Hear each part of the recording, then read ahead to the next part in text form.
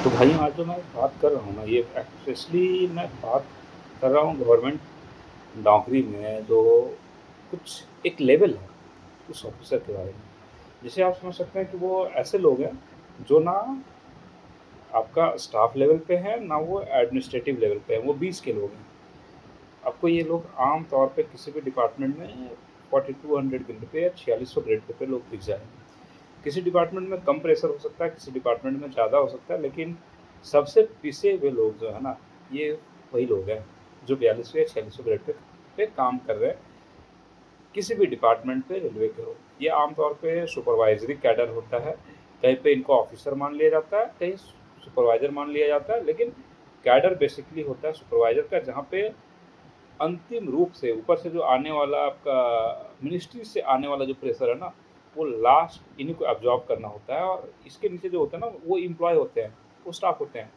उनको बस क्या है, उसका एक यूनियन भी होता है, उसको अगर कोई भी अनवांटेड बात बोला जाए तो वो सीधा अपोज करेंगे और वो उस बात को नहीं मानेंगे। लेकिन इसके ऊपर ना कोई यूनियन ना होता है। कहने को तो इसका भी यूनियन हो सकता है, लेकिन इनकी संख्या इतनी कम होती है कि यूनियन इनका साथ देना ही नहीं चाहता। क्यों देगा? यूनियन तो भाई संख्या बल से चुना जाने वाला चीज़ है ना, तो वो जहाँ जहाँ संख्या है वहाँ पे चुना जाता है, इसमें नहीं चुना जाता।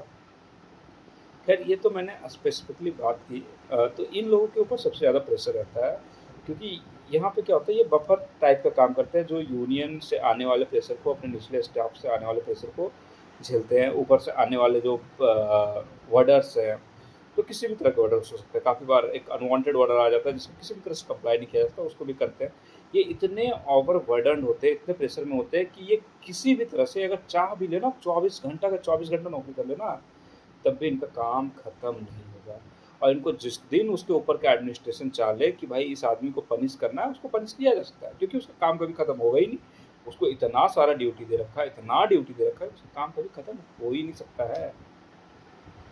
अब मैं थोड़ा स्पेसिफिक होता हूँ इस बात को लेकर रेलवे में, क्योंकि आम तौर पे जितनी भी सरकारी नौकरियां हैं ना, मिलिट्री का तो मैं नहीं कह सकता हूँ, ठीक है, वो लोग का कभी टफ लड़ाई तो हमेशा नहीं होती, लेकिन टफ सिचुएशंस रहता है, टफ कंडीशन में उन लोगों को रहना पड़ता है। कुछ लोग जो बाहर रह रहे हैं वो तो रह रहे हैं, लेकिन एटलीस्ट 5 साल की तो पोस्टिंग होती है कोई सुदूर क्षेत्र में, तो उस टाइम पे उन लोगों को तो टफ टाइम झेलना ही पड़ता है। लेकिन मैं स्पेसिफिकली अभी बात करूँगा रेलवे। रेलवे जो है ना, अगर मिलिट्री को छोड़ दे तो पूरे गवर्नमेंट के जितने भी डिपार्टमेंट है, सब में से ओवरबर्डन डिपार्टमेंट है। क्योंकि यहाँ पे जो गवर्नमेंट के खुद के लेबर एम्प्लॉयमेंट के रूल्स है ना, अगर वो फॉलो करने लग जाए ना, तो किसी भी मतलब 90% एम्प्लॉय पे वो लेबर एम्प्लॉयमेंट के रूल फॉलो ही नहीं होते। क्योंकि रेलवे का एक स्पेसिफिक रूल है, या फिर कोई ऐसा भी कहते हैं वर्बल रूल है, और कुछ तो एडमिनिस्ट्रेटिवली जस्टिफाइड रूल है, लीगल, जो कि खुद ब खुद लेबर इन्फोर्समेंट लॉ को वायलेट करके चल रहे हैं। हाँ ऐसा है। वही सरकार जो खुद लेबर लॉ किसी कंपनी पे एम्प्लॉय करती है, वो खुद के लिए जब खुद से काम करवाना होता है ना, तो उसी को वायलेट करती है। यही यही बात है भाई। अब मैं आगे बताऊँ आपको। इनमें से भी आप आमतौर पे कुछ लोगों को जानते होंगे, जैसे आप लोको पायलट्स को जानते होंगे, आप स्टेशन मास्टर्स को जानते होंगे, आप जो है हो सकता है गार्ड्स को जानते होंगे, ट्रैकमैन्स को जानते होंगे। इन लोगों को आप लाइन में देखते होंगे, आइडेंटिफ़ाई करते होंगे, पहचानते होंगे। क्यों जानते हैं? क्योंकि इनका एक स्पेसिफ़िक ड्रेस है, ड्रेस कोड है, जिसकी वजह से आप पहचानते हैं कि वो ट्रैकमैन है, वो स्टेशन मास्टर है, वो रेलवे का लोको पायलट है, वो गार्ड है। लेकिन जो उसी स्टाफ कैडर में ही आता है, ग्रुप सी कैडर और ग्रुप डी कैडर, जो वो स्टाफ का ही कैडर है, लेकिन उसमें ग्रुप सी कैडर में सुपरवाइज़र है जिसका कोई ड्रेस नहीं है। क्यों? सोचा है कभी क्यों नहीं है? जो है ना, जो खुद में मतलब हैं ग्रुप सी में और सुपरवाइज़र हैं और ड्रेस नहीं है, वो जानना चाहते हैं, मैं बताता हूँ क्यों नहीं है। ताकि तुम आइडेंटिफ़ाई ना हो जाओ कि तुम भी ड्यूटी कर रहे हो। फिर तुम्हारा ड्यूटी अगर किसी को पता चल गया ना कि तुम ड्यूटी कर रहे हो, तो बाकियों की फट जाएगी भाई, कि ऐसी भी कोई ड्यूटी होती है क्या? मतलब आप समझ लो कि वो बंदा के ऊपर इतने तरह के प्रेशर्स है।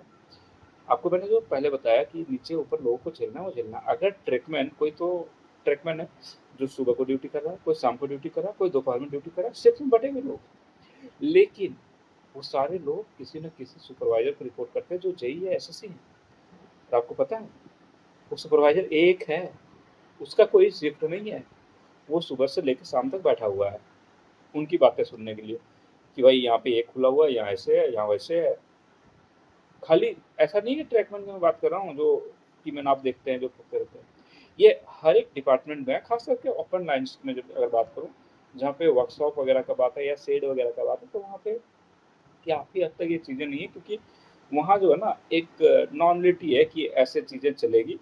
रोज़ वहाँ पे कोई चैलेंजिंग टास्क नहीं होता, और चैलेंजिंग टास्क होता है तो एक तरह का होता है, तो कोई बहुत परिवर्तन नहीं होता चीज़ों में। लेकिन जो ओपन लाइन है ना, यहाँ पे इतना मतलब बड़ा सेक्शन दिया रहता है कि वो चाह भी ले कि सारी चीज़ों का मैं रिकॉर्ड रखूँ तो नहीं हो सकता, लेकिन एज़ पर रूल्स रखना, सारी चीज़ों को रिकॉर्ड रखना। एक-एक चीज़ का अगर मैं बात करूँ ट्रीटमेंट का, तो आपको एक-एक पैडल क्लिप का हिसाब रखना है कि पैडल वो जो आप लोग साँप के जैसा रहता है ना, जो कभी-कभार चोरी कर लेते हैं, वो वाली चीज़। और यदि मैं टीआरडी की बात करूँ तो उसमें एक-एक बॉन्ड का हिसाब रखना कि कहाँ पे कितने बॉन्ड लगे हैं।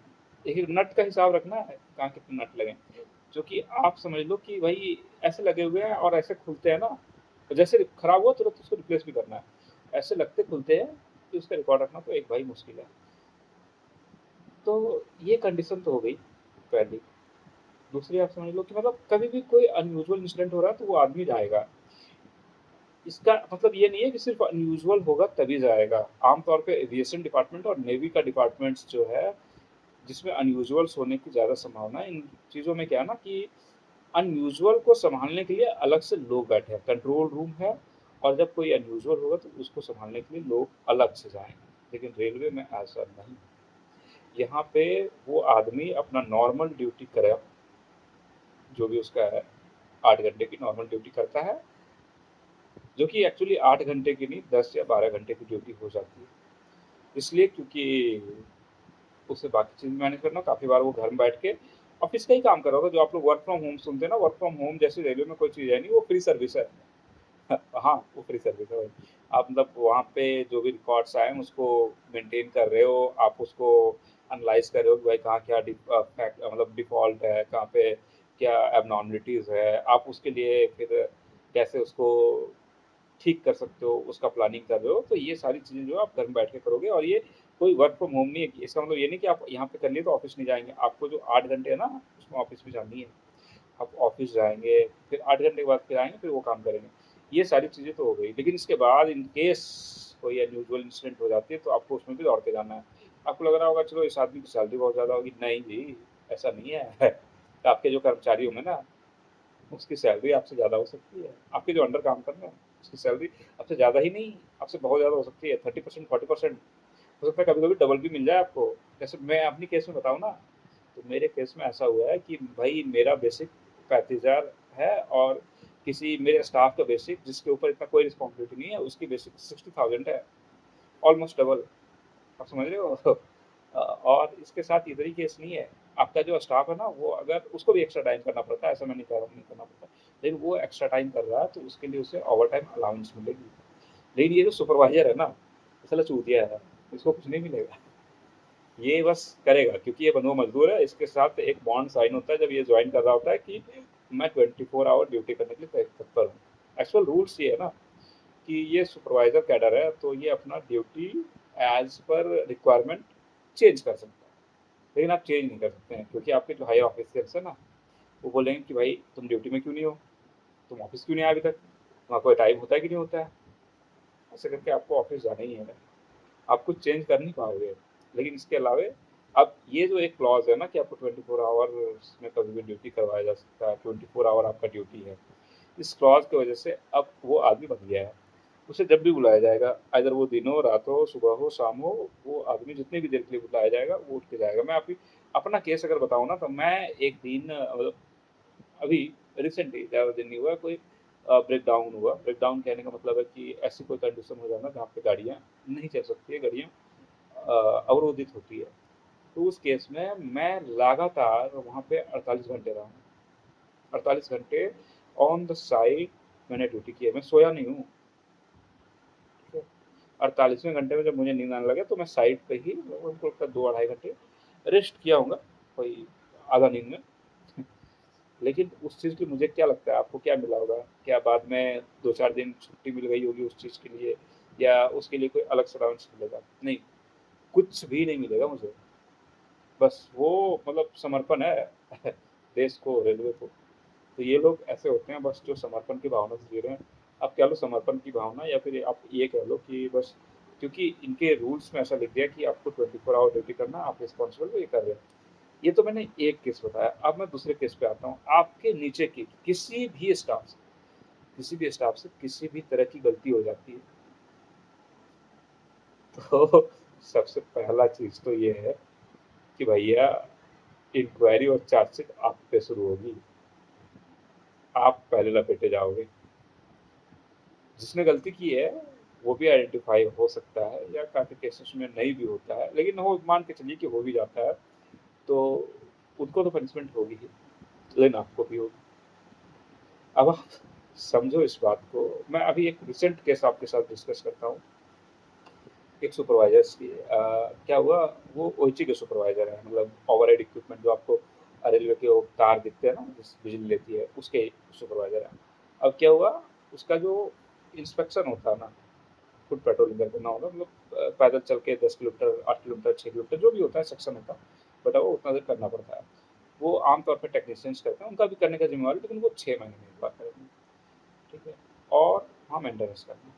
अब एक फेलियर हुआ, फेलियर में जिसने वो इंस्पेक्शन किया था, उसको कोई पनिशमेंट नहीं हुआ, उसको कोई चार्जशीट भी नहीं हुआ। जिसने उस जगह का मेंटेनेंस किया, उससे भी कोई चार्जशीट नहीं हुआ। लेकिन जो उस जगह का ना सुपरवाइज़र था, जो उस जगह का प्रभारी था, उसे हुआ। उसको 3 साल की इंक्रीमेंट बंद कर दी गई। मैं हँस के बोल रहा हूँ ताकि आपकी आँखों में आँसू ना आ जाए, आँसू तो मेरे भी आँखों में आ रही है, लेकिन बस आप समझ लो कि ऐसा भी होता है। जिन लोगों ने किया उसके ऊपर कोई इंक्वायरी नहीं। आपको पता है क्यों नहीं हुई? वजह कोई कुछ भी दे सकता है, लेकिन एक्चुअल वजह जो है ना वो ये है क्योंकि उसके नीचे के जो कर्मचारी है ना, they are related to unions. और अगर वो नहीं भी किसी तरह रिलेटेड ना, तो वो तुरंत रिलेट कर लेंगे क्योंकि उसकी जनसंख्या बहुत है। तो उसे अगर कुछ भी दिया जाता है ना, तो तुरंत उसके लिए 10 लोग बोलने के लिए आ जाएँगे, वो गलत भी हो, उसको गलत चीज़ के लिए पनिशमेंट दिया जा रहा है, लेकिन लोग वहाँ पे हल्ला करने के लिए आ जाएँगे। जो ऑफ़िसर उसके अगेंस्ट में एक्शन ले रहा है, उसके लिए ज़िंदाबाद, मुर्दाबाद कर लेंगे। तो इसलिए कोई ऑफ़िसर उनसे नहीं उलझाना चाहते हैं। और वो सीधा क्या करते हैं, टारगेट करते हैं सुपरवाइज़र को। क्यों? क्योंकि सुपरवाइज़र के लिए कोई लड़ने वाला नहीं है, कोई बोलने वाला नहीं है। आप उसे कुछ भी दे दो, आप उसे जान से मार दो ना, आप उसका गला घोट दो, कोई उसके लिए कुछ नहीं बोलेगा। मैं अभी एक और केस पे आऊँगा, पिछले केस पे, उसके बारे में भी बताऊँगा। तो ये एक केस हो गई। दूसरी मैं एक केस और पे आता हूँ, जहाँ पे एक सुपरवाइज़र ऑन ड्यूटी वो ड्यूटी कर रहा है, बाकायदा ऑन ड्यूटी उसने कुछ काम किया, कुछ पेपर्स-वेपर्स नोट करके, साइन करके स्टेशन मास्टर को सौंपा। इसके बाद उसको एकाएक से हार्ट अटैक या कुछ हो जाता है, मर जाते हैं वो। बस ऑन स्पॉट डेथ हो जाता है स्टेशन पे, वो ड्यूटी में। अब इस चीज़ के लिए इतना पैंतरा होता है कि वो ऑन ड्यूटी था या नहीं था। क्यों? क्योंकि ऑन ड्यूटी होने से रेलवे को ऑन ड्यूटी का कंपनसेशन देना होता है। तो लोग ये लिखने को तैयार नहीं कि वो ऑन ड्यूटी था। जबकि उसके साथ जो उसके जस्ट इमीडिएट सीनियर ऑफिसर है ना, वो घूम रहे थे साथ में ब्लॉक लिमिट के या जो भी पेपर इश्यू करना था उसके लिए। लेकिन अब वो नहीं लिख रहे हैं। क्यों? क्योंकि उसके ऊपर के जो सीनियर है ना, वो बोल रहे हैं कि भाई ये नहीं लिखना है अभी, ये नहीं लिखना है, तो नहीं लिख रहा है। अब वहाँ पे बात आता है कि वो ड्यूटी क्यों कर रहा था? भाई तुमने उसे 24 आवर की ड्यूटी दे रखी है, वो ड्यूटी क्यों कर रहा था आप क्यों पूछ रहे हैं उससे? वो ड्यूटी कर रहा था, उसकी साइंस है, आप क्यों नहीं मैच करते उससे? लेकिन यहाँ कुछ नहीं है, ये सब कुछ नहीं। इस चीज़ के लिए लास्ट में मतलब आप समझ लो कि लगभग 12-14 घंटे तक स्टेशन पे उसका लाश पड़ा रहा। उसके परिवार वाले लोग आके बहुत मतलब एक तरह से कह लीजिए अनशन पे ही बैठ गए थे कि जब तक भाई तुम इसे ऑन ड्यूटी ना दिखा दो, मैं इसे लाश तो लेने जाऊँगा यहाँ से। तब जाके दिखाया गया। तो ये एक कहानी है एक सुपरवाइज़र की, मतलब आपको मिलने के बदले कोई फ़ेवर ना मिलेगा। आपको और एक केस बताता हूँ, उसकी 24 आवर ड्यूटी है और 24 आवर उसे सेक्शन में कहीं भी मूव करना पड़ सकता है। उसके पास कार्ड पास होता है, मतलब वो पास के हिसाब से वो कहीं भी टिकट ले सकता है और मूव कर सकता है। लेकिन अब उसके आगे की कहानी सुनिए। अब क्या है कि वो उस पास पे अभी जो कंडीशन है उस पे पहले क्या था कि पास है मतलब आप कहीं भी ट्रैवल कर सकते हैं। लेकिन अभी क्या है, अभी ये रूल है कि आप अगर आपके पास टिकट है तभी आप ट्रैवल कर सकते हैं। अब आपके ऑफिसर ने बोला कि इमीडिएटली आपको यहाँ से 50 किलोमीटर दूर जाना है, आपके पास वो पास है, आप इमीडिएट टिकट लेने गए, आपको टिकट मिलेगी नहीं, क्योंकि आप जनरल टिकट ले नहीं सकते हैं उस पास पे, आपको लेना होगा कन्फर्म या वेटिंग, रिजर्वेशन टिकट। और आप जैसे रिजर्वेशन टिकट लेने जाते हैं, तो आपको तो पता है सारी गाड़ियों में वेटिंग होती है, वेटिंग होगी। अब रात को बैठ के ऐसा नहीं कि आप 2-4 घंटे में या 1 घंटे में किसी में ईक्यू करवा लेंगे। आपका 1 दिन के बाद या 24 घंटे के बाद की है, तो आप उसमें इमरजेंसी कोटा अप्लाई कर सकते हैं। लेकिन आपको इमीडिएट कहीं मूव करना पड़ जाएगा, 1 घंटा, 2 घंटा या कभी-कभी तो 5 मिनट के अंदर मूव कर जाना पड़ता है। तो उस केस में आप कुछ नहीं कर सकते हैं। आप टिकट कटवाने के लिए भी जाएँगे ना, तब भी आपको दिक्कत है कि आपकी गाड़ी छूट जाएगी। अब इस केस में आपने गाड़ी पे चढ़ दिया, अब आपको टीटी जगह नहीं देगा बैठने को। टीटी क्या बोलेगा? स्लीपर में जाओ, स्लीपर के टीटी बोलेंगे जनरल में जाओ, और जनरल में अगर कोई टीटी मिल गया ना तो बोलेगा तुम उतर जाओ, तुम कैसे चढ़ गए गाड़ी में? ये कहानी है इनकी, और ये कुछ नहीं बोल सकते हैं। आप जो आमतौर पे देखते होंगे ट्रैकमैन को टीटी ने उतार दिया, अभद्र व्यवहार किया, क्योंकि वो ट्रैकमैन है, उनकी जनसंख्या बहुत है, तो ये बातें हाईलाइट हो जाती है, उनका एक यूनियन है वो हाईलाइट करता है। लेकिन ये वाक़या कई बार इन जो जेईई एसएससीज़ है ना, उनके साथ भी होता रहता है, लेकिन उनका हाईलाइट करने वाला कोई नहीं। क्यों? क्योंकि उसका यूनियन है। तो मैं आपको बेसिकली ये बताना चाह रहा हूँ कि ये एक ऐसा पोस्ट है ना, जहाँ पे आप इतने ओवरबर्डन हैं, क्योंकि आपको सारे मेंटेनेंस का रिकॉर्ड रखना है, सारे लोग कहाँ गए हैं, कहाँ नहीं गए हैं, क्यों गए हैं, वहाँ क्या-क्या किया, ये सारी चीज़ों का रिकॉर्ड रखना है। और उसे एक नहीं 15 जगह पे रिकॉर्ड रखना, और अभी जो एक नया प्रोसेस आया ऑनलाइन करना, तो सब कुछ आपको ऑनलाइन डालना। अब क्या केस हुआ ना ऑनलाइन डालने की वजह से, कि जो रेलवे बोर्ड्स है वो चीज़ों को ऑनलाइन मॉनिटर कर रही है। तो उसकी वजह से आपको ऑनलाइन डालना है, क्योंकि आपके ऑफिसर इसकी वजह से बोलेंगे कि आप ऑनलाइन डालो। लेकिन हमारे जो कुछ सीनियर्स हैं, जो आमतौर पे एसएसजी ग्रेड पे बैठे हुए हैं, वो उनकी जॉइनिंग आज से 20-25 साल पहले हुई थी, जब कंप्यूटर का नामो-निशान था तो ज़रूर, लेकिन उनके लिए नहीं था, वो नहीं जानते थे। तो वो आज भी जब इंस्पेक्शन में आएँगे ना, तो वो ढूँढेंगे आपका रजिस्टर, हार्ड कॉपी, और अगर आपके पास नहीं है ना, तो वो रिमार्क्स दे के जाएँगे बाकायदा, कि ये रजिस्टर होना चाहिए, आपके पास नहीं है, bad record, this should be maintained, ऐसे। तो अब आपके पास क्या है कि आप पहले तो काम करवाओ, काम करवाने के बाद उस रिकॉर्ड को हार्ड कॉपी मेंटेन करो, फिर सॉफ्ट कॉपी मेंटेन करो। और ऐसा नहीं है कि आपने एक जगह मेंटेन कर दिया कि भाई आज इतना काम हुआ है। एक रिकॉर्ड को आपको कम से कम 7-8 जगह पे मेंटेन करने होते हैं, ऑनलाइन में, ऑफलाइन में। ये आपको करना है। साइट पे जाके काम आपको करवाना है। यूनियन से आपको लगना है, ऊपर के सीनियर से आपको लगना है। सारा कुछ करना है, लेकिन आपको अगर बेनिफिट की बात हो ना कि रेलवे क्या देती है, तो कुछ नहीं देती है, कुछ भी नहीं। आप ट्रेन में ट्रैवल कर रहे हो तो आपका टीटी के साथ लड़ाई हो जाएगा, वो आपको कहीं भी भेज देगा, जनरल में जाओ या ट्रेन से उतर जाओ, ये कहानी है। आप स्टेशन पे घूम रहे हो तो आरपीएफ बोल देगा कि आप इधर क्यों घूम रहे हो, आप उसे दिखाओ कि आप क्यों घूम रहे हो।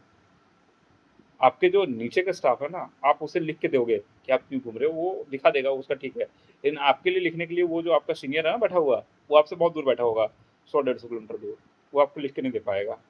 आप अपने लिए खुद लिख नहीं सकते हो, तो वो आपको कभी भी टोक देगा।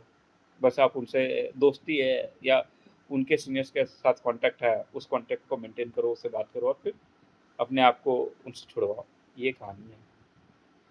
तो ये एक कैडर है रेलवे का, सुपरवाइज़र कैडर, जहाँ पे आम तौर पे टेक्निकल सुपरवाइज़र कैडर का अगर मैं बात करूँ तो जेईई और सीनियर सेक्शन इंजीनियर होते हैं, जूनियर इंजीनियर और सीनियर सेक्शन इंजीनियर, इनकी ये स्थिति है, जहाँ पे रेलवे तो आपकी पसीना, खून और उसके अंदर भी अगर कुछ हो ना, बोन मैरो तक चूस लेती है, लेकिन आपको बदले में मिलता क्या है?